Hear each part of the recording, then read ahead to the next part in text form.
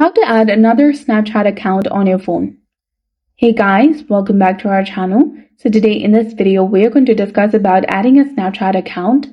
In fact, another account in your Snapchat app on your phone. So for that, you need to open your Snapchat application, log into your account, and also make sure that the app is updated to its latest version. Now tap on the profile in the top left corner of your screen. Then tap on the gear icon to access your settings. Scroll all the way down from the settings page and then tap on logout. Tap on logout again to confirm.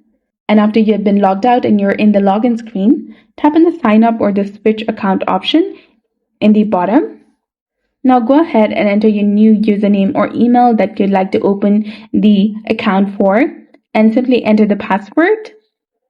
You can also check this box of save login info on your device so that you do not have to enter the password again and again.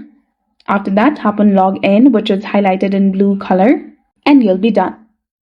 Snapchat does not support multiple accounts logged in simultaneously on one app. So in order to switch accounts, you need to log out from another one and then log out from the current logged account and then log in the account that you want.